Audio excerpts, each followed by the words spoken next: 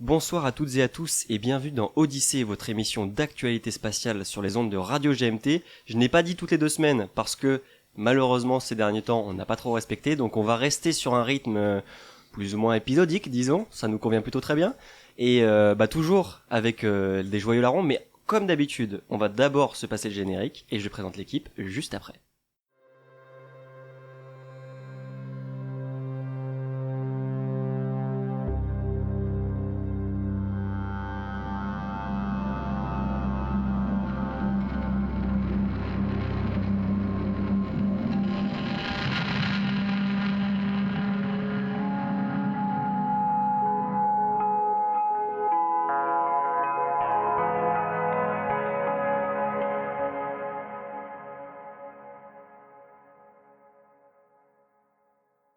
Et nous revoici donc pour ce 14e épisode de la saison 1. Déjà, on aura quand même réussi à tenir un sacré petit rythme. Donc, comme je le disais, nous avons des joyeux lurons, des joyeux larrons. Choisissez le mot que vous voulez. Avec nous ce soir, bon, comme d'habitude, le grand Thomas. Bonsoir à tous. Comment ça va, Thomas ? Bah écoute, ça va, il fait chaud. Il fait chaud, fatigué un petit peu ? Alors, très fatigué, je sors du taf, mais c'est un plaisir de vous retrouver en présentiel pour une fois. Hein, exactement. De se voir tous ensemble. On peut actuellement se tenir les mains. On ne fera pas, mais on pourrait parce que Covid oblige quand même. Hein, mais c'est vrai que bon, je vais présenter. Bon, on va commencer tout de suite par ça. Nous avons aussi avec nous le grand Maxime. Bonsoir. Comment allez-vous ? Ça va très bien, toi ? Moi, je souligne qu'il t'a appelé ça quand même. Ça ? On va commencer par ça. Non, on va commencer par présenter les gens et après, comme tu l'as dit, on va dire que oui, nous sommes bien de retour sur site dans notre beau studio fixe. Et ça fait du bien. Ça fait vraiment du bien de pouvoir se voir pendant qu'on discute et logiquement, la qualité sonore devrait être meilleure. Par contre, vous nous entendrez peut-être manger des chips, je l'annonce tout de suite. C'est vachement bon les chips. C'est vachement bon et puis surtout que il est tard. Et d'ailleurs, si vous voulez nous voir en condition, on a partagé en petite story qu'on mettra en story épinglée sur l'Instagram d'Odyssée. Ouais, n'hésitez pas à nous retrouver. Il annonce beaucoup de choses. Je sais pas si je vais le faire, mais on va essayer. C'est moi qui m'y collais. Oui, bah écoute, voilà. Comme à chaque fois, c'est pas grave. Vous pourrez voir nos têtes sur l'Instagram de Odyssée et de Horizon, bien sûr. Tête de vainqueur. Écoutez, l'émission est lancée. Comme d'habitude, on va commencer par des actualités des dernières semaines. Je crois, si mon cher Thomas est prêt, que c'est toi qui vas prendre la main. Et je prends la main avec plaisir. Vas-y. Pour vous parler, donc, vous l'avez peut-être vu dans les médias récemment, que la sonde Juno, alors la sonde Juno qui est partie explorer et observer Jupiter de près, nous a rapporté de magnifiques images de Ganymède. Alors, pour faire un petit point, il faut savoir que la sonde Juno est partie, si je ne m'abuse, en août 2011. En août 2011 exact, et qu'elle est arrivée en orbite de Jupiter en 2016. Et je crois qu'on n'est pas loin du même mois à peu près, mais j'ai plus la date précise en tête. Juno est partie avec plein d'outils, spectromètre, et j'en passe, pour vraiment analyser au maximum de ce qu'on pouvait tirer de Jupiter, justement. Et tout récemment, elle est passée, je crois, une histoire de 1000 km, je crois, de Ganymède. Alors, ça nous paraît énorme, mais en fait, pour la sonde, c'est très bien. Thomas, dis-nous, c'est quoi Ganymède ? Donc oui, Ganymède est une des plus importantes lunes de Jupiter. Alors, j'ai plus le chiffre exact, mais Jupiter comprend vraiment beaucoup de lunes. Plusieurs dizaines de lunes, je crois. Ouais, plusieurs dizaines. Et il faut savoir que Ganymède a un vrai intérêt scientifique. Donc vous pouvez bien sûr, si vous cherchez sur Google, sur les médias, les réseaux sociaux et tout ça, vous pourrez retrouver bien évidemment les photos qui ont été prises et qui sont magnifiques. Hein, je crois qu'on a du 1 km par 1 pixel, on a de la bonne définition. Mais surtout, voilà, on a pu observer des cratères en lumière, et tout ça, il y a eu pas mal de reliefs. Et il a aussi été évoqué des failles, des fissures, à nos amis de Minecraft, non, qui pourraient évoquer la présence d'activités tectoniques. Alors bien sûr, les scientifiques l'appuient, et je tire mes sources de Futura Science, hein, je cite, on va attendre un petit peu avant de faire des déductions scientifiques trop rapides, mais en tout cas, voilà, ça pourrait révéler d'activités tectoniques. Il y a des cratères, bien sûr, donc comme toutes les lunes, hein, qui s'en sont mangés d'autres, ou des petites météorites. Mais voilà, donc magnifique photo de Ganymède, j'invite tout le monde à aller voir, j'invite tout le monde à aller voir aussi le post Horizon sur les lunes. Mais voilà, je sais pas ce que vous en pensez, si vous avez pu voir un peu l'actu passer, les amis, mais je vous laisse la main. Si, de mon côté, forcément, et les photos sont quand même relativement incroyables, niveau définition, etc. Donc oui, forcément, je l'ai vu passer, et puis Jupiter, on sait que beaucoup de ces lunes peuvent être intéressantes, d'un point de vue exploration, d'un point de vue sur l'histoire du système solaire, etc.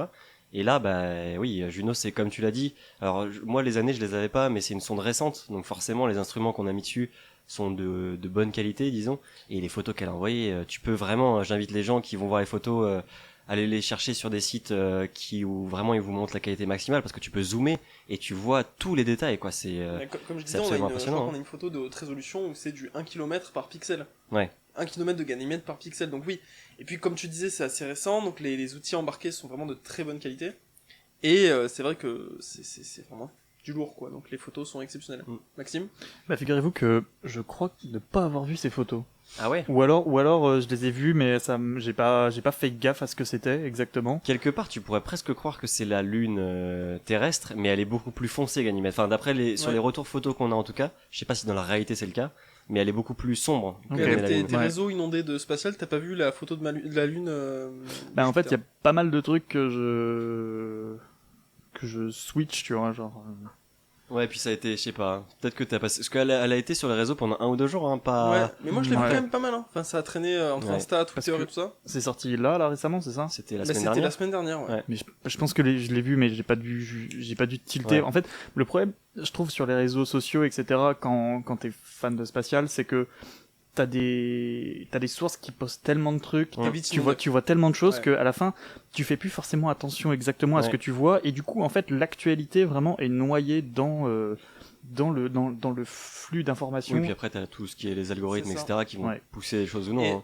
Petite question, est-ce que vous vous souvenez du nom de la sonde qui s'est approchée de Jupiter ou qui a fait un peu le même boulot entre guillemets des années auparavant? Alors c'est une bonne question. C'est Moi pas je l'aurais. C'est en pas vrai, je l'aurais- Voyager qui a fait ça? À Voyager, elle a fait une assistance gravitationnelle. Elle pour a côté de fait Jupiter, je crois. elle s'est sais catapultée, je plus. crois, mais elle a. Je crois, ouais. Bah, Ouais. après, ça dépend laquelle, mais... Non, Oui. non, moi je vous parle d'un petit taf. De Jupiter, on a dit Non, moi je saurais plus. Cassini... Non. Non, Cassini c'était Saturne. Non, je sais Commence plus. par un G. Oui. Si, t'as raison, Cassini, c'était Saturne. Bah c'est pas Gemini. Gemini c'est le programme spatial Ça commence par américain. un G. C'est Galiléo qui Ah, c'est est, Galiléo, Ah, qui est effectivement. passé Ouais. faire un coucou à Jupiter et Ganymède. Ok. Et du coup, ça c'était. Tu sais à peu près quand est-ce que c'était ou? Non. Et par contre, question. Alors peut-être que tu sauras pas non plus, mais on invitera les auditeurs éventuellement à aller voir. C'est quoi la suite pour Juno? Alors la suite pour Juno, si j'ai bien suivi un petit peu de ça, c'est encore de continuer justement la prise de données sur Jupiter, parce que mine de rien, il faut quand même se rappeler qu'elle est arrivée en 2016 en orbite, Mhm. donc il y a encore pas mal de taf, ça fait 5 ans maintenant. Ouais. Mais je crois que l'idée c'est ça, c'est encore de continuer justement à faire un petit taf autour de Jupiter, peut-être qu'il y a peut-être d'autres lunes, ça j'ai pas trop suivi, mais pour l'instant on reste dans le fil. Ok. Et on a aussi, on aura bientôt d'ailleurs une sonde européenne qui partira vers Jupiter, la sonde JUICE, avec laquelle j'ai un peu confondu dans nos échanges Ouais. en amont de Ouais. l'émission. J'ai les deux- failli ce soir vous parler de la sonde JUICE. Hein, Ouais, non, la sonde JUICE c'est une sonde européenne qui sera lancée, je crois, l'an prochain, si je dis pas de bêtises. Enfin, en tout cas, Je crois que j'ai vu cette info, ouais. bientôt. Après, Ouais. bien sûr, ça peut évoluer en fonction des retards éventuels, mais qui nous enverra, à mon avis, des très beaux clichés également. Est-ce que tu avais d'autres choses à rajouter? Du tout. Mon exposé est fini. J'espère que vous mettrez une bonne note. Bah écoute, merci beaucoup. C'était On te vachement donnera bien. J'ai fait un super PowerPoint. C'était Ouais, vachement c'est bien. vrai qu'on a vu un très beau PowerPoint et on te donnera de le délibérer à la fin de l'émission. Merci. Écoute, mon cher Maxime, je crois Oui. que toi tu as un autre cours à nous faire sur une autre planète du système solaire. J'ai un petit cours, en Eh effet. ben, c'est tout à toi. Je ne sais pas si vous êtes prêts, je ne sais pas si je suis prêt, Je suis pendu à tes lèvres. je ne sais pas si vous, auditeurs, êtes prêts. Toujours est-il que l'actualité concerne Vénus. Alors, Vénus, vous connaissez tous Vénus? Oui, un petit peu. Qui c'est Vénus? Vénus, à la base, C'est l'étoile du berger. c'est l'étoile du berger, exactement. Un point. Un point, vous irez vous renseigner sur pourquoi on l'appelle Tu veux de la bière l'étoile Non, du ça va, berger. t'inquiète, j'ai ce qu'il faut. L'étoile du berger, donc Vénus, qui est à la base la déesse de l'amour, la séduction, la beauté féminine dans la mythologie romaine, c'est aussi la deuxième planète du système solaire, juste avant la Terre, et après, tada, Mercure. merci. Quel homme. Mercure, Vénus, Terre, Mars, Jupiter, Saturne, Neptune, Uranus, ou l'inverse. Ah, je sais plus. Uranus, Neptune, je sais plus, bref. Neptune, Uranus. Je crois que c'est Neptune. Et est-ce que vous considérez Pluton Non. Si. Tu construis. Oh, attends, Ouais, non. dans mon Bref. cœur. Vas-y, ok, Oh, d'accord, ok, mais on je en parlera continue, plus tard. Vas-y. Donc du la coup, merde. Vénus, deuxième planète du système solaire, juste avant la Terre, à une distance de 108,2 millions de kilomètres du Soleil. Ce qui est quand même relativement proche. C'est relativement proche, plus proche que plus proche que la Terre du coup. Ah, logique. Pour que les auditeurs puissent se faire une petite idée. Mhm. Vénus, c'est une planète qu'on appelle tellurique, c'est-à-dire qu'elle est composée de roches et de métaux, contrairement à Saturne ou... Qui sont des planètes gazeuses, quoi. Exactement, qui sont des planètes gazeuses. Elle a une atmosphère dense qui est 96 fois, qui est composée à 96% de dioxyde de carbone et dont la pression est 92 fois supérieure à celle de la Terre. Ah, ce que j'allais dire, déjà, tu respires pas bien, mais dans tous les cas, vu la pression, Non. tu ne vis pas bien. Non, tu ne vis pas bien. Globalement, c'est comme si vous faisiez une petite sortie à 900 000 mètres dans les profondeurs de Ouais. l'océan, en gros, en termes de C'est pression. pas sur Vénus, alors je dis peut-être des conneries, mais il peut pleuvoir du diamant à des moments où je sais pas quoi. Ah, il peut pleuvoir de la roche vraiment et du... J'y suis pas allé personnellement, Alors, donc je peux pas te Ah, je répondre. croyais que tes dernières vacances c'était Vénus. Non, c'est les prochaines. Ah, c'est les Et prochaines. moi, je ok. prends un Uber prochainement qui m'y dépose. Ah, bah D'accord. écoute, tu nous donneras de Ouais. nouvelles. Mais vas-y, on te laisse, Envoie une on te carte. laisse continuer, excuse-nous. Donc, température au sol ressentie 474 degrés. Donc, de quoi faire cuire votre poulet. Rien Merci que ça. Ebendelia. Et globalement, Vénus, en fait, c'est un objet d'intérêt pour l'astronomie et pour l'exploration spatiale depuis les années 60, en fait, depuis le début de la conquête spatiale, autant chez les Russes que chez les Américains. On a en 1962 la sonde Mariner 2, Mhm. donc qui sera la première à s'approcher avec succès de Vénus, à une distance suffisamment proche, hein. On est aux alentours de 34 000 km, collectant des données sur sa température et sur son atmosphère. Donc 62, première fois qu'on s'y approche, et ensuite 70, la première fois qu'on s'y pose, avec les Russes et la mission Venera, qui veut dire Vénus, Venera 7, Mais qu'on s'y pose ou qu'on s'y écrase. qu'on s'y pose, je crois. Ok. Je crois que c'est la première fois qu'on s'y pose, et ça a duré, dans mes souvenirs, 25 minutes. Le contact a duré pendant 25 minutes. Oui. Alors qu'il faisait 460 degrés Ouais. sur, enfin, Ouais. oui, quelque chose Je crois que c'est ça, je crois que c'est ok. 25 minutes de contact, Respect des Russes. où du coup c'était donc la première fois qu'on posait un robot sur une planète autre que la Terre, en fait. Ok. Donc on est dans les années 70. Autre que la Terre et la Lune, je suppose. Oui, parce que la Oui. Lune, on avait déjà posé des robots, clairement. Oui, oui. Mais ok. Ouais, mais c'est impressionnant quand même. Et donc on compte en tout 23 missions, d'après le dernier décompte, réussites autour de Vénus, qui se sont approchées de Vénus, on parle des missions même qui se sont approchées ou qui n'étaient pas forcément dédiées à Vénus, sur un total quand même de 41. Ah, donc c'est pas une réussite totale. On a quand même pas mal d'échecs, Mhm. c'est supérieur la moitié. aux missions martiennes. Bah, Hein, est-ce on, que- on a alors- plus d'échecs sur les missions martiennes proportionnellement parlant. Ouais, aujourd'hui, avec Zhurong, etc., je suis pas sûr. Enfin, on doit être kiff-kiff, en Oui, gros, quoi. bon, j'ai Ouais, pas ouais. refait les calculs, mais Oh merde. merde, Pas refait les calculs. j'ai pas refait les calculs. Bah écoute, on fait comme on peut, hein, avec le temps qu'on a. Bref, vas-y. Et donc tout ça pour vous dire que l'actu chaude sur Vénus, c'est grâce à l'ESA qui nous a validé, qui nous a officialisé une nouvelle mission qui d'ici début 2030, a priori 2031 au plus tôt, exactement 2031 au plus tôt, se dirigera à nouveau vers Vénus, planète qui a été délaissée depuis ces longtemps, 20 ouais. dernières années à Ouais. peu près. Malheureusement, aujourd'hui, l'objectif de Envision, c'est son nom, avec un V majuscule s'il vous plaît, Oui, bien sûr, oui. c'est donc d'étudier donc à nouveau Vénus et de savoir pourquoi Vénus aujourd'hui est si inhospitalière, puisque en fait finalement elle se trouve dans cette zone habitable du système solaire, puisqu'elle est quasiment aussi proche du Soleil que la Terre, mais Oui, ouais, un peu plus proche, mais bon, c'est un pas... peu plus ouais, proche, ouais, mais ouais. je veux dire à l'échelle c'est quand même assez négligeable. Mhm. Et on aimerait savoir si elle a pu contenir la vie, si elle a pu être propice au développement de la vie. Et donc c'est ça finalement qu'on va chercher. On va chercher à savoir si il y a toujours de l'activité tectonique sur Vénus. Mhm. On va chercher à comprendre un petit peu mieux aussi son atmosphère, les liens qu'il peut y avoir entre entre le sol et les échanges sol-atmosphère, mais aussi à essayer de comprendre un petit peu plus sous la croûte de Vénus, c'est-à-dire à peu près 1 kilomètre en dessous sous sa Donc, surface. Cette mission, il y aurait un atterrisseur programmé. Non, Non c'est uniquement Un orbiteur, quoi. Oui, c'est uniquement un orbiteur Et avec comment ils arriveront? Enfin bon, c'est des techniques, je suppose, de radio-émission, etc., pour Ex- savoir ce qu'il y a en dessous de la croûte, ouais. Ouais. En fait, Envision est composé de 4 appareils. Mhm. Un dédié à la cartographie. On a un radar de sous-surface. Ok. On a un spectromètre. Non, on a 3 spectromètres exactement qui font partie du même instrument et qui vont chercher à connaître, savoir s'il y a des émissions de gaz volcaniques, etc. Ouais. sur Vénus. Et une expérience de cartographie du champ de gravité. Ah, intéressant. ouais. Voilà. Par le CNES d'ailleurs. Ah, Cocorico, encore une fois. Cocorico. Et donc voilà, donc Envision par l'ESA, qui sera lancé début 2030, qui va durer normalement, si je ne m'abuse, 4 ans, Ok. sur un voyage de 15 mois. Ah, c'est court quand même comme voyage. 15 mois de voyage quand 15 on prend...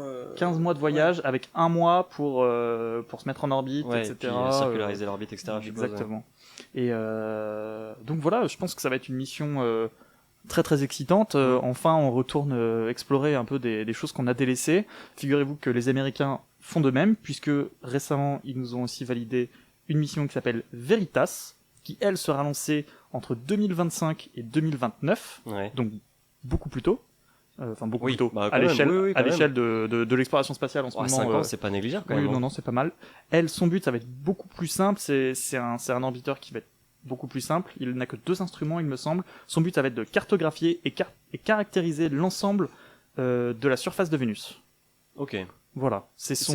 Et c'est quelque chose qu'on n'a pas fait, enfin qu'on a dû faire à une époque bien plus ancienne, je suppose. Ouais. Donc ça pourrait être intéressant On peut de. faire une carte Ouais. très canon affichée chez nous. Ouais, puis surtout que Vénus, Super carte. pour ceux qui voient pas, il y a des images assez incroyables de Vénus avec Oui. les vents, etc. Parce qu'on a des photos de Ouais, Vénus. on a des photos, On a- et puis des photos quand même d'une résolution qui sont pas déplorables. Non, hein, non, c'est honnête. et c'est une planète qui est magnifique, ouais, mine de rien. Donc bon, et je crois, si je me trompe pas, donc on avait regardé un petit peu en off, que l'entreprise néo-zélandaise et américaine compte envoyer une mission privée vers Vénus. Alors après, bon, et elle, ce serait beaucoup plus tôt, encore une fois, à prendre avec des pincettes, parce que Des grosses entre pincettes. ce qu'ils vont faire et ce qu'ils annoncent, il y a une différence. Prendre mais, avec des pinces multiples. Ouais, alors là, c'est prendre avec une pince, monseigneur, mais bon, c'est une entreprise Pas en qui, blague quand de même- pince. ah, mais qui, oui, exactement, mais qui fait en général ce qu'a dit, et que quand elle fait plus que ce qu'a dit, leur PDG mange son chapeau, donc littéralement d'ailleurs. Mention pince. Mais il voudrait envoyer une mission là-bas en 2023. On verra bien ce que ça Et donnera, mais 2023. Pour ceux qui ne connaissent pas Rocket Lab, sur Horizon, vous retrouvez un super article, bien sûr, il est vrai. présentant Rocket Lab dans le feed. Exactement. sinon, vous pouvez juste aller sur Ouais. Je vais aller sur Wikipédia, mais sinon- Oui, mais là, écoute, ils peuvent soutenir aussi. teasé, voilà. c'est génial. @horizon.actu Non, sur moi, Instagram. je vous mets des Allez, bâtons allez, dans les allez, roues. allez. Est-ce que tu avais encore quelques savoirs à nous transmettre, mon cher Maxime? Eh bien, non, pas sur Vénus aujourd'hui. J'ai d'autres savoirs qui ne sont absolument pas en lien avec l'actu. On en reparle plus tard. Oui. Mais Ouais. non, c'est tout pour moi. Ouais. Je sais pas si vous voulez rebondir sur autre chose. Bon, c'était un petit cours magistral Parce que aujourd'hui. ça faisait combien de temps déjà? La dernière mission, tu l'as dit, mais c'était en 90? C'était il y a à peu près 20 ans. Il y a à peu près 20 ans, ouais, quand même. Donc, mine de rien, c'est Il me semble intéressant d'y Je retourner, pense qu'on quoi. entend la police qui vient chercher Simon d'ailleurs. Oui, exactement, Une des exactement. Pour une mauvaise blague. une des missions que vous pouvez peut-être vous rappeler, c'était Magellan. Absolument pas. Voilà, je crois Moi, que c'est ça le nom me- d'une des ouais. missions, une des dernières grandes missions qui s'est dirigée vers Vénus. Et est-ce qu'on sait d'ailleurs pourquoi cet intérêt soudain et commun entre, enfin, est-ce qu'on sait? Non, mais qu'est-ce qui pourrait justifier ça? Tu vois, moi, À mon avis, la proximité, peut-être déjà, oui. la facilité d'accès Hum. déjà, et puis vous savez aussi cette recherche un petit peu du vivant qu'on a vers Mars et On qui reporte sur Vénus. et qui aussi. finalement en fait exactement qu'on reporte sur notre plus proche voisin, parce que je crois Ouais. que Vénus est notre plus proche voisine. Puis, Oui, c'est notre. pour rebondir là-dessus, oui, je crois. il y a quand même toujours eu un certain engouement sur Vénus. Et je vais faire un petit lien avec la dernière émission où on avait traité justement de la culture populaire et des films et des séries et tout ça. Oui.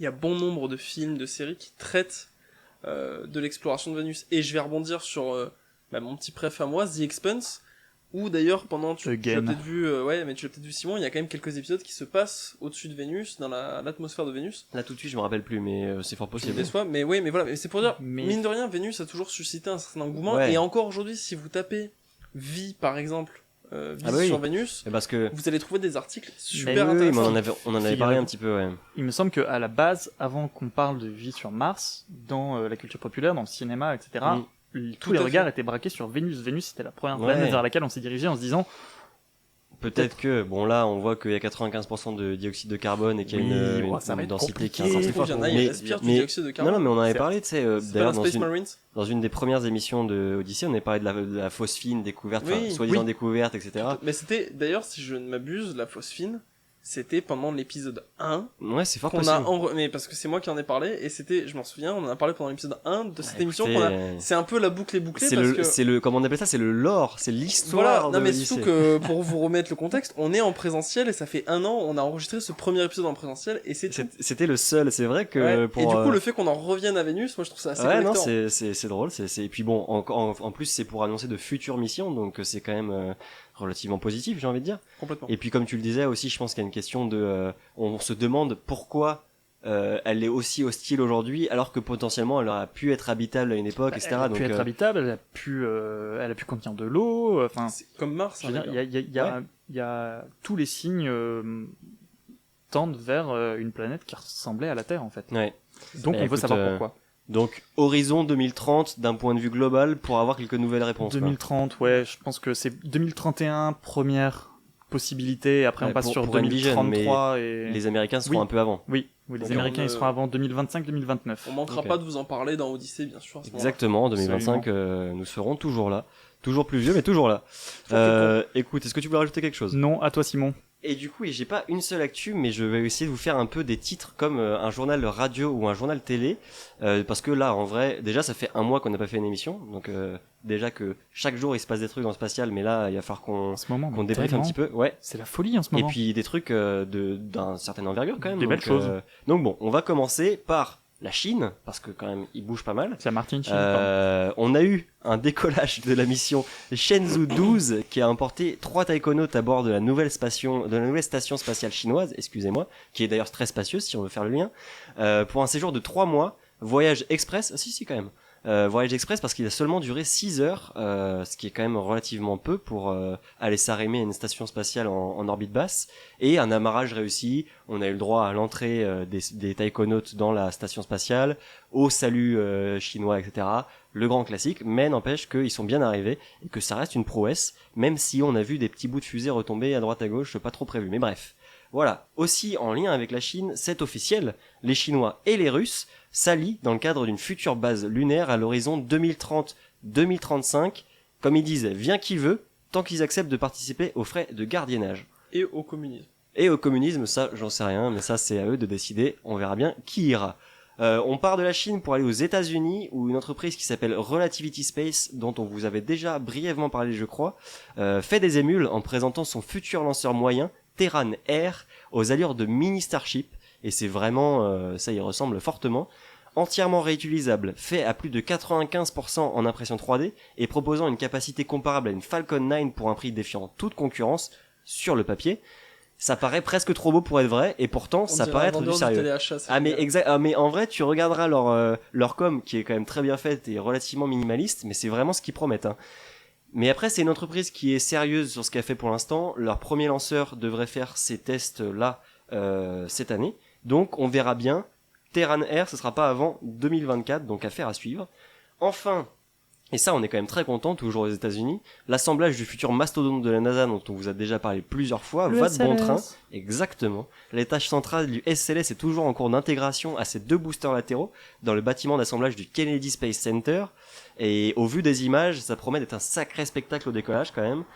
Toujours prévu d'ailleurs pour novembre de cette année. On croise les doigts, même si ça pourrait être décalé, mais dans le pire des cas, c'est pas bien grave. Nouvelle un peu plus triste par contre, nous avons appris récemment qu'un des ordinateurs de bord du télescope spatial Hubble est tombé en panne, ce qui a obligé les équipes au sol à passer en mode sauvegarde. Est-ce que cela signifierait, en tout cas, est-ce que ça ressemblerait à un signe de fin de vie d'un de nos plus beaux observatoires de l'univers ? J'espère pas, mais bon, il a quand même fait son temps, il a été lancé en 1990 si je dis pas de bêtises. Donc voilà. Mais on a un premier signe de faiblesse, j'espère que ça pourra durer encore quelques années. Après, si c'était le premier. Oui, c'est pas que le premier. C'est pas le premier, je veux dire, enfin, il a commencé sa vie comme ça. Bon, à la limite, il nous a quand même déjà... Ah, il nous a fourni des photos incroyables. Oui, fourni des choses exceptionnelles. Ah, mais j'invite tous les auditeurs et auditrices à aller voir les banques de données d'images de Hubble. Mais même vous allez sur le site de la NASA, vous trouvez plein de photos et puis, prises par Hubble. Et puis son successeur arrive bientôt. Oui, alors c'est pas exactement le C'est même... pas exactement, bon, mais bon, le James Webb Space Telescope, on croise les doigts encore une fois, devrait être placé en orbite, enfin sur son point de Lagrange... à la fin de cette année, logiquement, on verra bien. Bref, on parle des États-Unis, Europe maintenant. Une entreprise nébuleuse du nom Dark Space, je sais pas si vous en avez déjà entendu parler, mais on en reparlera à la fin, continue de se targuer de développer le premier lanceur orbital écologique et partiellement réutilisable. Son secret, 2 étages qui fonctionnent à la vapeur d'eau. Tout simplement. Et ce n'est pas le début d'une mauvaise blague, vraiment, hein, c'est le projet de cette entreprise qui trouve ses origines en Roumanie. Le pire dans tout ça, c'est que le pire dans tout ça, c'est que le vol inaugural est prévu pour ce mois-ci. Autant vous dire qu'on attend les images et la télémétrie avant de croire à la magie, parce que là c'est une sacrée blague. Enfin, Attends. alors, À la vapeur d'eau. oui, à la vapeur, les Attends, 2 c'est premiers bon, étages tu me dis fonctionnent que à je la peux faire vapeur d'eau. décoller ma cocotte minute et mon pot-au-feu? Alors, en vrai, c'est un petit peu ça. Le pire, c'est globalement, que ouais, on est là, hein. on en est presque là. Et il y a eu des images de tests Je sais pas éventuels. quoi dire. Il y a tellement Ou de le- blagues qu'on pourrait faire là-dessus, mais je Ah non, mais de toute façon, moi moi, j'attends de voir qu'ils annoncent quelque chose parce que là, ils continuent sur leurs réseaux sociaux à dire décollage en juin, etc. Et il faut savoir, ne rigolez pas trop avec Arcaspace sur les réseaux sociaux, sinon vous allez être bloqué directement. C'est une des entreprises qui bloque le plus vite du net. C'est un tireur, Genre dans plus le que mode Ned. western. Plus vite que Nadine Morano. Ah bah je sais pas, j'ai pas encore eu le plaisir d'être bloqué par Nadine Morano, mais j'ai presque eu le plaisir d'être bloqué par Arcaspace, alors que j'ai fait un tweet sur eux. Bref, Ça, quel plaisir. c'est en vrai, j'attends de T'es en train voir de me dire que tu vraiment, te fais menacer par. à part tout le régime de la Roumanie, etc. Non, en vrai ça va, mais par contre, Chaud, frère. j'attends de voir, et toutes les applications que vous pouvez voir d'annonces de lancement, etc. ne font même pas état de ce lancement-là. Donc c'est pour dire le sérieux en général dans la Moi, je communauté veux spatiale. qu'on pose une fusée qui décolle à la vapeur d'eau, côte à côte avec une Falcon 9, et qu'on les fasse décoller en même temps. Ah bah là, non mais bon, c'est pas comparable, mais Sinon, bon... on peut- Je m'en tamponne le coquillard, je veux... Ah bah si jamais ils arrivent à faire décoller quelque chose, on pourra faire des comparaisons. Mais bon, bref, c'était juste pour vous parler de Ils ça. feront décoller les pattes. Je suis Ils font étonné. décoller des pâtes bien cuites en tout cas, al dente. Autre sujet, l'Europe se dotera-t-elle d'une capacité de vol habité pour les prochaines décennies? C'est une vraie question qui se pose. C'est ce à quoi semblent réfléchir le CNES et l'ESA, d'après des documents qui ont été publiés sur internet et sur les réseaux sociaux ces derniers jours, dans le cadre du programme Ariane 6. Le lanceur pourrait en effet propulser des astronautes dans n'importe quelle station en orbite au vu de ses capacités d'emport et aussi surtout de son lieu de décollage, Kourou, Mhm. parce que vu que t'es sur l'équateur, c'est parfait pour aller plus ou moins n'importe où. Et donc c'est quelque chose qui est en cours d'évaluation. La seule question qui persiste, c'est est-ce que l'Europe choisira de mettre les moyens financiers, parce que c'est quand même pas rien, nécessaire pour ça. Le mystère reste entier, mais suivez les actus parce que ça pourrait être une grande nouvelle. Il y aurait éventuellement une autre possibilité qui a été évoquée par Roscosmos, donc l'agence russe. La catapulte. Non, pas la catapulte, ça serait de lancer des Soyuz habités depuis Kourou, parce qu'on sait que les fusées Soyuz lancent des humains dans l'espace depuis bien longtemps. Bien sûr. Mais là, ça pourrait être adapté, disons, à Kourou, en partenariat donc entre Mais l'ESA. Puisque Soyuz part déjà de Kourou. Alors en oui, soi, oui, bah absolument. Qu'est-ce mais qu'est-ce qui les empêche de une mettre, chose, de mettre plutôt une capsule plutôt que du cargo? alors, il y a quand même un truc parce que les installations le permettraient, mais par contre, en fait, la fusée quand elle part au-dessus de la mer. Oui. Et donc ça veut dire que s'il y a une tentative d'éjection, il faut récupérer Soyuz dans l'eau, ce qui est techniquement faisable, mais ce qui n'est pas du tout dans les habitudes. Oui. Donc Roscosmos a dit pourquoi pas. D'après les infos qu'on Mais a, un peu la flemme, quand même. ça paraît peu probable. Mais bon, ça reste une Mais, solution quand même. oui. Donc bon, voilà, c'était pour faire un point là-dessus. Dernière actu, on a entendu parler très légèrement d'une première sortie extravéhiculaire qui a été réalisée par Thomas Pesquet et Shane Kimbrough. Très légèrement. Une ressortie un petit peu compliquée quand même, parce qu'il y a eu une petite défaillance dans le système de contrôle de la combinaison de l'astronaute américain, mais on va y revenir. Et le but de cette sortie, c'était d'installer de nouveaux panneaux solaires sur l'ISS, et on a donc eu ce problème-là, ce qui a amené Thomas Pesquet à rester accroché au canadarme comme un con pendant 1 heure, attendre que Shane Kimbrough rentre dans le SAS pour réinitialiser sa combinaison pour revenir faire la mission. Donc bon, ça a été une mission un peu complexe, mais on va y revenir dans pas longtemps du tout. Ce que je vous propose juste avant, c'est qu'on se fasse une petite pause musique comme d'habitude, qui va nous être présentée par notre grand Thomas comme d'habitude. Et juste après, Innovation, standing on ovation. revient sur cette sortie extravéhiculaire. À toi Thomas. Eh bien écoutez, aujourd'hui pour le Golden Record, j'ai choisi une musique courte, qui dure 1 minute. C'est une... alors, Navarro Night Chant. Ce sont des chants de nuit Navarro, hein, en traduction littérale. Donc voilà, ça a été envoyé dans le Golden Record. J'ai pas sorti le wiki, je suis désolé, mais je pense pas de que problème. ça vaut le coup de le découvrir. C'est court, c'est bon, ça fait voyager. À nous les studios. Bah écoutez, à tout de suite.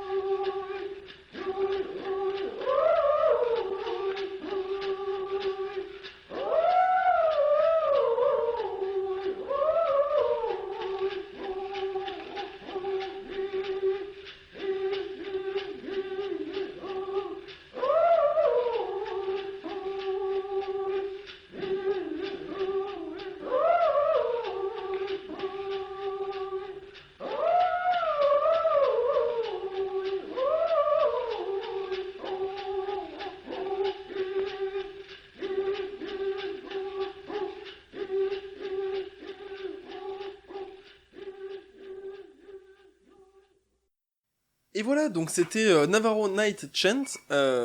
Donc voilà, c'est assez particulier, ça fait voyager. Et, pour rappel, donc les Navarros c'était un peuple natif des Amériques, bien avant les Américains qu'on connaît aujourd'hui, bien avant Trump.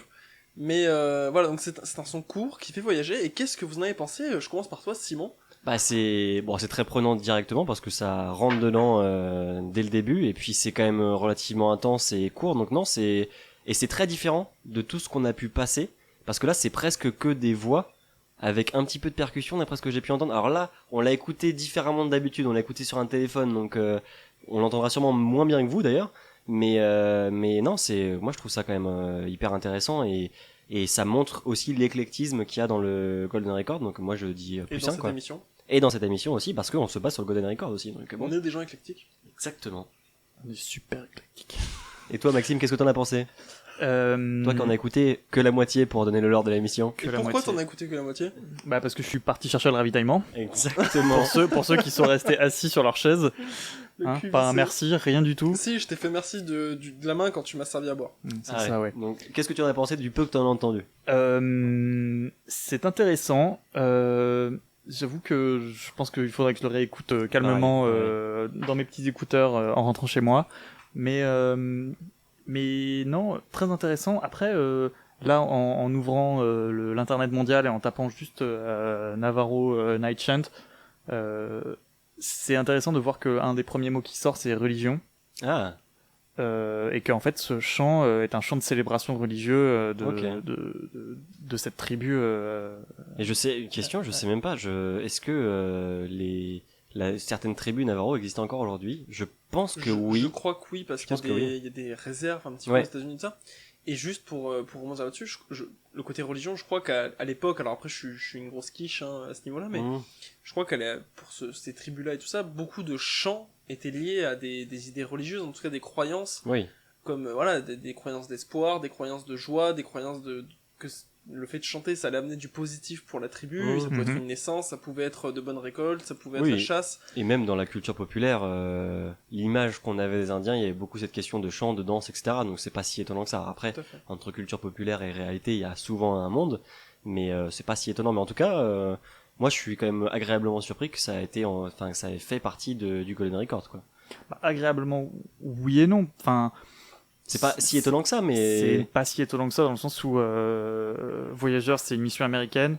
Oui, c'est vrai. Où finalement, ça doit être peut-être même un des premiers morceaux qui a dû être ajouté dessus pour représenter le continent, le continent américain. En même temps, c'est pas plus mal quand on connaît aussi l'histoire des États-Unis. L'histoire des États-Unis et le fait qu'encore aujourd'hui, il y a de grosses tensions entre certains extrémistes qui sont contre justement ces natifs américains et ces personnes qui en sont issus. Bien sûr. Et ces natifs américains qui tentent de faire perdurer cette culture, cette histoire et justement dans ces réserves. Donc c'est aussi... Je trouve que c'est aussi un symbole assez fort de justement la représentation de ces peuples qui ont existé, qui ont grandi, mais qui ont encore aujourd'hui été un petit peu ostracisés.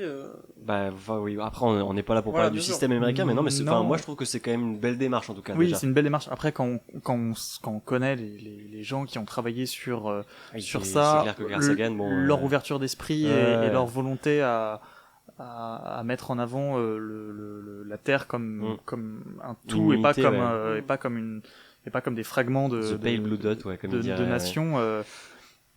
C'est pas si c'est pas si étonnant que ça. C'est pas si étonnant. Enfin, et justement, je trouve ça bien. Et je trouve que c'est peut-être quelque chose qu'on devrait se rappeler aujourd'hui, que finalement toutes les nations et toutes les ethnies ont leur importance et ont leur culture. C'est une sacrée morale là que nous fait Maxime. Juste comme a dit Thomas Pesquet quand il est revenu de son premier voyage, on n'a qu'un seul vaisseau.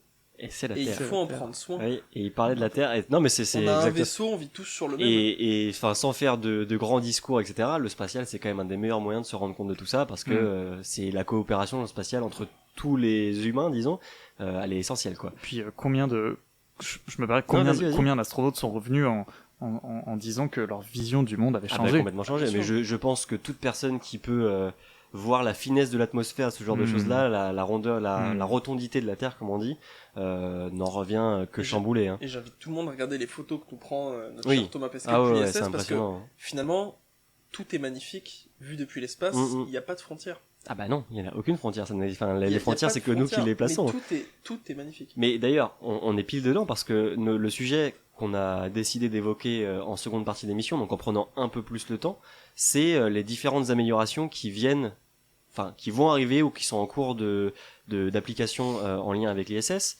Donc on a rapidement évoqué la sortie extravéhiculaire de Thomas Pesquet qui se passait ce jeudi. Alors, le 16. on n'a toujours pas donné le contexte de l'émission parce que comme d'habitude, nous ne sommes pas en direct. Nous enregistrons aujourd'hui le samedi 19 juin. L'émission sera disponible si tout va bien, mais je vais me débrouiller le mardi. Alors attendez, qu'on regarde les dates pour pas dire n'importe quoi. Le mardi vrai qu'il 22 juin. C'est vrai qu'il a un agenda bien chargé. Alors, Bah non, pour mais rappel, surtout que- j'espère que vous n'êtes pas tous des quiches. Demain, c'est la fête des pères. Hein. Donc, si Ah oui. vous Ah, mais- écoutez cette émission et que vous dites d'un coup merde, c'était la fête des pères, C'est vous déjà êtes passé, des c'est enfants déjà passé. indignes. C'est Voilà, trop juste tard. pour info, vous êtes des merdes. Mais j'aurais oublié aussi. Il juge les auditeurs comme ça. non, mais moi, je bon. sais que Non, le mais premier, il- j'aurais peut-être oublié. Ah non, mais moi, il faut que L'écoutez j'y pas, il pense a pas dit aussi. ça. Mais par contre, un truc parce que là, on va évoquer la première sortie extravéhiculaire avec toutes les complications qu'il y a eu et les aboutissements. Mais par contre, il y a une seconde sortie extravéhiculaire qui est pour nous prévue demain, donc le dimanche 20, Le 20. qui pour vous sera donc passé. Donc, on pourra bien sûr pas s'avancer sur ce qui va se dérouler à ce moment-là, même si on a quelques informations. Mais nous, ce dont on va parler là, en partie, c'est donc cette première sortie. Est-ce que vous, les gars, vous l'avez suivi un petit peu ou de loin, après, etc. Ouais. Vas-y, moi je l'ai suivi un petit peu, alors je l'ai suivi carrément hein, même, et j'ai beaucoup aimé une chose qui m'a fait un peu rire, c'est pour rebondir sur justement la dernière actu que tu as présentée tout à l'heure, Simon, c'est que Thomas Pesquet, pour ne pas l'appeler directement Thomas, alors ça m'a fait beaucoup rire parce que pendant sa première mission, il faut savoir qu'il avait travaillé quand il était sorti de l'ISS sur des batteries, un changement de batterie. Exactement. Ouais, Aujourd'hui, il a travaillé sur des panneaux photovoltaïques, et il s'est comparé, alors je sais plus si c'est sur un tweet, dans un ouais article dans un ou quoi, tweet, ouais. à un frigoriste ou un électricien. Un électricien de l'espace. Ouais. Un électricien de l'espace, mais il a aussi parlé de frigoriste parce que le mec il sort à chaque fois pour faire du taf électrique quoi. Ouais. Et en fait, moi ce qui m'a plu dans tout ça, et c'est aussi pour rebondir sur cette idée de coopération internationale, bah, c'est qu'encore une fois on voit que ces astronautes ils partent là-bas avec une formation qui est incroyable, Mmh. mais tous ensemble, bah, un Américain, un Français, ils travaillent ensemble à réparer cette station, à l'améliorer, à lui donner de la performance, pour continuer à la faire tourner, à nous offrir de belles choses. Et finalement, bah, ils font le taf de professionnels sur Terre qui réalisent le même boulot sur des toitures, sur des choses Ouais. comme ça. Enfin bref, c'est pas le même exactement, Avec mais d'autres moyens, mais bien sûr. je ouais. trouve que voilà, quand on commence à réfléchir un peu à tout ça, il y a un truc assez... moi, je trouve ça beau. Bah, vous savez ce qu'on dit sur les astronautes. Non, vas-y. Ce sont des mécanos de l'espace, hein, finalement. Ah bah de toute façon oui. Non, mais Complètement. en plus ils sont formés à ça. Je veux Hein. dire, oui. Ils sont formés à ça. Après, mais c'est aussi des secouristes, Oui, Ils bien ont sûr. une formation incroyable. Mais voilà, en tout cas, pour moi, c'était cette idée-là que j'ai vue qui m'a fait beaucoup rire, c'est que Thomas Pesquet, quand il va là-bas, il se la joue électricien, quoi. Ouais, et puis après Des bon, fois ils- plombier aussi. Des Ouais. fois plombier. Oui, ils sont occupés des toilettes récemment. Il On pense- en a pas mal parlé. Ça a été ouais. un peu pour ceux qui ont la ref, le Howard Wolowitz de la station spatiale. Ah, Personne n'a la ref? je n'ai même pas la ref. Vas-y, explique. Alors, Big Bang Theory, les gars, Ah, c'est je que l'avais, ouais, Howard c'est vrai, Wolowitz, c'est qui est vrai. l'ingénieur du groupe, la seule raison qui a fait qu'il est parti dans l'ISS et qu'il s'est fait victimiser par les Russes, c'est parce qu'il avait fait la conception des chiottes de l'ISS, ouais, que c'est les vrai. chiottes ont cessé Malin. de fonctionner parce que c'est un branque, et qu'il est parti là-bas les réparer. Voilà, c'était... Mais C'est une littéralement, vraie Big Bang Theory. Pesquet était le Howard Wolowitz des... Non, non, mais par contre, c'est vrai que c'est drôle parce qu'il a fait là, c'était sa troisième sortie extravéhiculaire, et donc 2 étaient exclusivement consacrés à la production et au stockage d'électricité sur l'ISS, donc bon, comme on l'a évoqué, toi, bah attends, Maxime, toi tu l'as suivi ou pas d'ailleurs? Moi, je l'ai suivi rapidement. Je l'ai plus suivi sur les faits, sur ce qui allait se passer, si ça s'est bien passé, etc., que suivi vraiment en direct. Puisque figurez-vous qu'au même moment, j'étais en train de préparer mon actu Ah mon là, actu Odyssey. quel professionnalisme. Et que Mission Control aux États-Unis m'empêchait de me concentrer sur Vénus, et donc du coup je l'ai mute. Et donc du coup, parce que, alors on l'a évoqué, rien de grave en soi, il n'y a pas eu de blessés, il n'y a pas eu de danger imminent, mais il y a eu un problème quand même majeur sur la combinaison donc de l'astronaute américain Shane Kimbrough, et qui l'a obligé à rentrer dans le SAS pour, comme je le disais tout à l'heure, réinitialiser sa combinaison, parce qu'en gros, ils ont plus ou moins perdu le contact sur les retours que donne sa combinaison, sur le fait qu'elle fonctionne bien, qu'elle réfrigère bien, et d'ailleurs un problème un pic de pression, je crois, au niveau du système de refroidissement de sa combinaison. Et là-dessus, les mission control, que ça soit européens ou américains, ils rigolent pas du tout. Donc ça, ils ont perdu, je crois, environ 1 heure Ouais, je crois. de sortie. Ils ont fait 7h15 de sortie, Ouais. ils avaient prévu 6h. Ouais, et en plus, quelques. et ils ont pas réussi à aller au bout, donc là on spoil un peu la fin. Le but était de récupérer, en gros Thomas Pesquet était harnaché, et ça c'était quand même impressionnant à voir, et j'invite tous les gens à aller voir les images. Il était harnaché au bout du Canadarm, Canadarm 2, qui était piloté par Megan McArthur, qui elle était dans la cupola, si je dis pas de bêtises, enfin dans l'ISS quoi. Et pendant ce temps-là, du coup, Thomas était au bout de son Canadarm et puis il attendait quoi. Et donc du coup, Shane a réussi à revenir, ils lui ont donné l'autorisation de continuer la mission. Et donc ils ont récupéré un des 2 panneaux solaires qui a déjà été emmené sur l'ISS. Donc des nouvelles générations de panneaux solaires qui seront ajoutés sur les anciens, en gros, qui se mettront dessus quoi. Et j'ai noté qu'ils apporteront au final entre 20 et 30% de production électrique supplémentaire par rapport à ce que faisaient les anciens. Ce qui est pas négligeable. Ce qui est pas négligeable quand tu sais que les anciens ont été mis en place environ il y a 20 ans et qu'ils avaient une durée de vie estimée à 15 ans.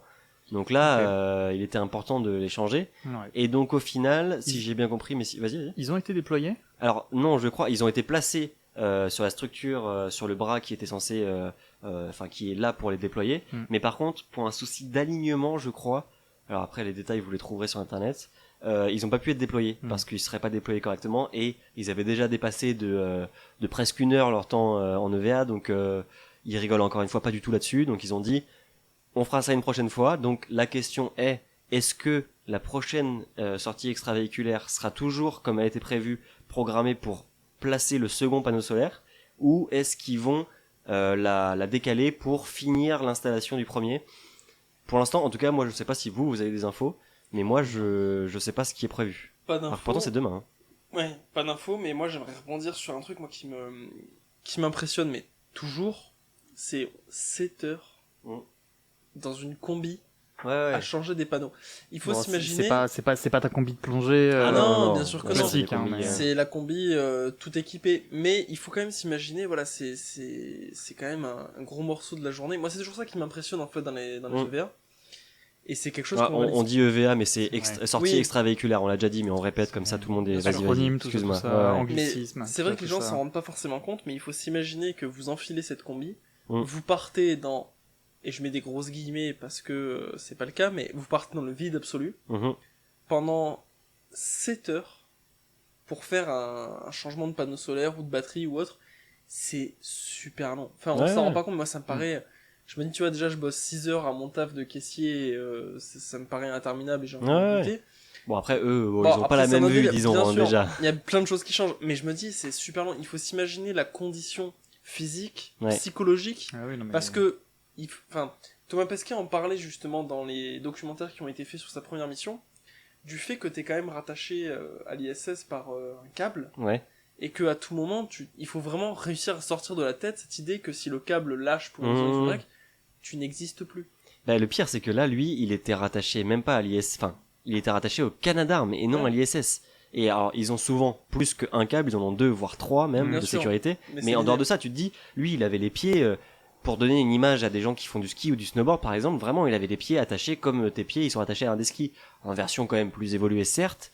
Mais comme tu le dis, puis 7 heures, c'est en plus sans compter la préparation avant et l'après, parce que quand ils rentrent dans le sas qui va après les emmener dehors, ils doivent dépressuriser, pressuriser, préparer les combinaisons. Même la combinaison, le temps de l'enfiler, de la préparer, de la... Donc non, mais leur journée, elle a duré, alors il y a sûrement des stats, mais leur journée, elle a dû durer 12 heures, tu vois, c'est une fatigue énorme, et puis avec une pression, etc. C'est juste pour relever les conditions des astronautes, les conditions, c'est des héros, c'est des surhommes. Alors que le pire, c'est que pourtant, encore une fois, en lien aussi d'ailleurs avec la fin de la campagne de sélection de l'ESA, qui a clôturé aujourd'hui, je crois, hier. Enfin, ce matin, à minuit. Oui, c'est ça. Twitter, hier dans la nuit. Ça a fait punch. Ben, en soi, le pire, c'est que c'est pas des surhommes. C'est que alors certes, c'est déjà des hommes et des femmes, bien sûr, qui sont. Avec un grand H. Des hommes avec un grand H. Oui, ou des humains, tout simplement. Bien sûr. Mais c'est des gens qui, pas lambda du tout, bien évidemment, je dis pas le contraire, mais c'est des gens qui sont entraînés pour pallier à plein de situations différentes. Et il faut pas oublier que Thomas Pesquet et Shane Kimbrough, comme tous les astronautes, sont toujours accompagnés par plein de gens au sol. C'est pas les seuls maîtres de ce qu'ils font. Ils savent pas tout faire par cœur. On leur dit. Avant d'y aller, ils ont un dossier qui est prêt avec tout ce qu'il faut faire. Exactement. On leur Chaque dit mouvement est tu tournes cet écrou de tant de tours, tu le fais tant non, de mais tours. Si vous là les lives des différentes chaînes, dont la NASA pour cette sortie extravéhiculaire sont disponibles. Mais quand vous écoutez ce que disait Maxime, donc le mission control, donc les gens au sol qui leur indiquent quoi faire, ils leur disent tout. Ils leur disent quand se détacher de l'ISS pour après aller se rattacher à un autre endroit, etc. avec des nombres précis. Enfin, en gros, ils sont en pilote automatique entre guillemets. On leur dit quoi faire, quoi. Tout est calibré, calculé, mesuré. C'est... Enfin bon, là, on a déjà eu cette première sortie extravéhiculaire pour booster un petit peu la production d'électricité de l'ISS. Ça va continuer, donc dimanche pour vous, ça sera déjà passé, mais pour nous c'est demain. On espère que tout se passera bien, voire même mieux. Là, ces panneaux, c'était quand même dingue parce que il y a des images de Thomas Pesquet qui se balade sur le Canadarm, qui tient un des panneaux de 350 kilos. Bon, bien sûr, en microgravité, voire en impesanteur, ça pèse rien. Mais bon, c'est quand même drôle de le voir avec des panneaux qui font 3 mètres de long, je crois. Bon, faut pas les lâcher, quoi. Alors, faut pas les lâcher parce que sinon ils partent. Mais voilà. Non, mais c'est quand même complètement irréel. Quand tu vois ces images-là, tu te dis, mais ça pèse 350 kilos sur Terre. J'ai l'impression qu'on voit pas souvent les photos des astronautes strappés au Canadarm. C'est rare. Et là, il y a de très belles photos, justement, qui sont sorties. Il y a de magnifiques photos qui sont sorties. Ouais, et puis il y a plein des photos de Shane Kimbrough qui prenait Thomas Pesquet, qui s'appelle Thomas Stroh. Langage Instagram, qui s'appelle Thomas Stroh sur les réseaux sociaux. Allez, horizon.actu pour vous rappeler. Allez, pour rappel, la roue du forçage, comme dirait Vibrequin, on part sur toute autre chose, mais il y a eu de très belles photos. Vibrequin, double sponsor. Voilà, double sponsor, mais bon. Voilà. La bière top, les amis. Non, mais c'est surtout qu'on est en fin d'émission et qu'il fait chaud, donc c'est compliqué. Mais voilà, ça bouge, et encore une fois, comme on en discutait sur une dernière émission, l'ISS est pas dans sa fin, commence à vieillir, bien évidemment, on le voit avec les panneaux solaires, mais c'est pas pour autant qu'elle va tomber en lambeaux et qu'on va l'abandonner dans 2 ans, loin de là. Si on fait des millions, voire des dizaines de millions d'investissements pour envoyer des nouveaux panneaux solaires, c'est quand même qu'il y a une suite. Exactement. Quoi. Si on changerait pas les panneaux solaires si c'était pour que ça se viande. On remplacerait pas les toilettes non plus, quoi. Est-ce que vous changeriez le joint de culasse de votre bagnole si c'était pour la mettre à la casse un mois après? Logiquement, en toute logique, tu le fais pas, mais bon, après... Après, j'ai pas de bagnole, mais oui. Vibrequin peut peut-être nous aider là-dessus. Exactement. Alors, par contre, je suis pas sûr qu'ils soient calés en station spatiale, on leur demandera peut-être, hein, mais non, mais en joint de culasse, par contre. En joint de culasse, ils sont forts. Mais, j'aurais jamais dû dire ça. Mais, ça se sent que c'est la fin de l'émission. Non, mais voilà. Il y a d'autres améliorations qui sont prévues pour l'ISS. D'ailleurs, pour rebondir, je crois que c'était la dernière émission qu'on parlait de la rumeur où la Russie aurait voulu lancer une nouvelle station. C'est moi qui ai lancé le débat. Alors, moi j'en ai encore entendu parler, mais le PDG, je crois, ou un des patrons de Roscosmos, a dit qu'il voulait rester engagé dans l'ISS pendant encore, je crois, 4 ans ou 5 ans, il a annoncé. Encore une fois, j'entends, mais on reste toujours sur un discours qui change de semaine en semaine. Oui. Et puis les Russes, on les connaît. Non, vas-y, va au bout de finis ta phrase, s'il te plaît. C'est quoi, c'est qu'ils peuvent essayer de nous faire croire des choses et faire l'inverse. À notre communauté russe, l'adresse de Thomas est... Mon numéro de téléphone et mon numéro de sécurité sociale sont les suivants. Non, mais c'est qu'ils ont pas vraiment de compte à rendre. Ah bah non, les Russes se veulent très indépendants. Et c'est vrai que de là dire, ils lancent le projet avec la Chine, tout ça. Et jusque-là, on était comme on disait lors de la dernière émission, ils ont dit tant un truc, tantôt autre chose, autre chose. C'est, ça devient chiant, mais on les suit, on va voir ce qu'il en est, et puis on verra bien. Oui, puis une autre des preuves qui fait que la Russie va quand même rester impliquée dans l'ISS, c'est que eux aussi vont apporter très prochainement une amélioration, une extension, j'ai envie de dire, à l'ISS, avec le module Nauka, qui d'ailleurs comprendra, qui part, alors j'ai noté logiquement, s'il n'y a pas de retard, le 15 juillet. De Baïkonour, donc au Kazakhstan. Ça va arriver très vite. Sous la coiffe d'une fusée Proton, qui est d'ailleurs une fusée qui est très peu utilisée, donc ça va faire plaisir de la revoir en vol. Mais logiquement, encore une fois, si pas de retard, nouveau module pour l'ISS. Donc ils ont déjà c'était sur la dernière sortie extravéhiculaire qui était une sortie exclusivement russe, d'ailleurs, ça peut se comprendre. Et ils sont allés détacher un module d'amarrage, un adaptateur, je crois, d'amarrage, si j'ai pas de bêtises, pour pouvoir en fait que Nauka vienne se mettre dessus. Et faut savoir que sur ce nouveau module russe, il y aura le premier bras robotique européen. Oui. ERA, c'est ça. European Robotic Arm, tout simplement. Oui, tout simplement. Pas le groupe. Non, pas ERA, le groupe d'ailleurs, très belle référence, c'est vrai, C'est- un groupe de, Ah, merde, de j'ai pas musique la- métal j'ai pas la ref. Sérieux qui est un... Ouais, c'est Ah, un j'ai- groupe connu quand même. Ah, j'ai pas la ref. Bah écoute, tu iras écouter Ah, en bah, même je temps me casse. que les chants Navarro. Non, mais voilà, en gros, les Russes aussi, comme on le disait, ils sont pas non plus en reste sur les améliorations liées à l'ISS. Ils sont pas en reste, ils sont pas à la traîne. Et puis, le fait d'ajouter un nouveau module à l'ISS, c'est quand même pas... On ferait pas ça s'il restait genre 4 ans de C'est pas un durée module de vie. qui devait être déjà installé Ah il y a ouais, un moment. il date d'il y a longtemps. Oui, d'accord. Je crois qu'il Oui. aurait dû... Alors, je sais plus si c'est le développement qui a commencé en 2007 ou s'il aurait dû être lancé en 2007, mais genre, oui, son développement a pris des retards monstres, mais ça reste un point Un important. développement à la russe. Ouais. Bah, alors en vrai, les Russes, c'est pas les pires sur les retards en général quand même. Les Américains sont très Que- forts aussi. Après, mais, On a la SNCF. on a la SNCF Pardon, en France, c'est vrai. Big Ah up non, à la niveau- SNCF. Gros big Niveau, up. niveau retard, mais on les apprécie pour ça, parce que c'est vrai que être à l'heure tout le temps, c'est chiant en vrai. Faut faire patienter les gens. Non, Et je quand dis ça tu dois pour aller voir trouver une Mamie excuse. dans les Landes, tu vois, Mais t'es dis pas- content d'arriver à l'heure. Juste quand tu dois aller au boulot, hein, mais Dis pas ça, je prends le train demain. et en plus pas Tu pour aller n'importe où, n'arriveras donc pas. bon, voilà. À tous nos amis, à tous nos amis bretons. FLB, Bretagne, pardon. Oh là là, là, BZH, tout ça, sortez les drapeaux. Et le Mont Saint-Michel. Non, je déconne. Non, Alors, non, stop. je pense que voilà, on a beaucoup discuté cette émission. Il fait chaud, on va pas trop tarder à arrêter. Mais est-ce que vous aviez des choses que vous voulez rajouter sur l'ISS? Oui, Plus sérieusement. Moi, j'aimerais rajouter quelque chose. On parlait d'amélioration, enfin, toutes les améliorations qui sont en cours, qui vont venir. On a reparlé très récemment dans un tweet que j'ai vu passer du BIM. Ah oui, c'était un module gonflable, non? Gonflable, Ouais, tout c'est à ça. fait, qui est toujours en utilisation. Et c'est de Bigelow. Ouais, je crois que c'est Bigelow l'entreprise. Je peux pas te dire. Mais et eux veulent, enfin l'entreprise qui a développé le BIM, donc Ouais. c'est un module qui est littéralement gonflable, C'est hein, oui, pressurisé. il a été envoyé à plat et, Ouais. et il a été Et dans une branché. capsule, il a et- été branché, gonflé, une fois et je crois qu'il pressurisé. s'en sert Comme en... votre canard gonflable à la plage cet été. Bah, plus, en vrai, en plus mieux. ou moins. Hein. En mieux, mais je crois que là actuellement, il est utilisé pour du stockage oui, uniquement. uniquement du stockage, Ouais. mais ils l'ont réouvert, ils ont fait des photos à l'intérieur, Ouais. etc.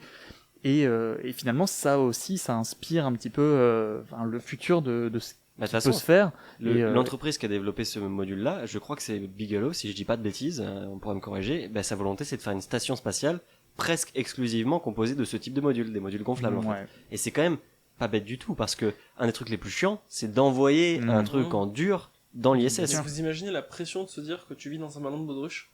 Ouais, après, c'est un ballon de baudruche renforcé en Kevlar, hein, mais Ouais. oui, quand même. Oui, Ouais, enfin, mais quelque part. par principe, ceux qui sont dans la station, enfin, je veux dire, ils vivent déjà. Oui, ils vivent déjà dans une sorte. En Dans fait, très peu. Non, mais Enfin, en fait, peu tu importe ce qui se compares. passe, que ce soit un ballon de baudruche ou que ce soit du dur, tu Oui. sais que s'il y a une merde, S'il y a un trou, t'es Dans tous t'es les dans cas, la il y merde. aura trou. C'est. Oui, Non, mais bien tu sûr, vois, imagine en fait, c'est un peu la comparaison entre un ballon de baudruche et une boîte de conserve en soi.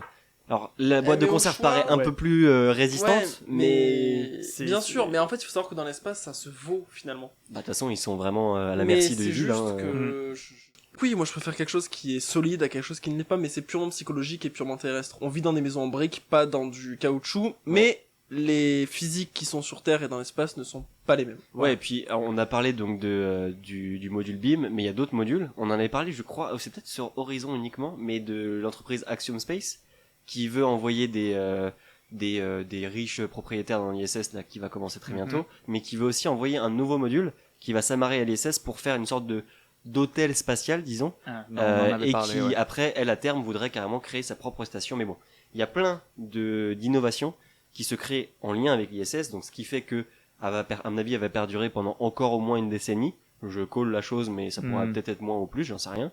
Mais après, il y aura des suites, c'est sûr et certain, à l'ISS, peut-être des plus petites stations. On a déjà la station spatiale chinoise, mais on aura Ouais. aussi une station en orbite lunaire, donc la LOPG, la Gateway comme il l'appelle aujourd'hui. Mhm. Dont Et, on a parlé dans une précédente émission. Exactement aussi. Et voilà, enfin, ça va bouger, mais je suis quand même heureux qu'on ait ce genre de petits add-ons qu'on rattache à l'ISS qui nous rassurent sur le fait qu'ils vont pas l'abandonner, c'est sûr et certain. Ouais. Mais que peut-être sa façon d'être financée bougera, comme on le disait, entre le public et le privé.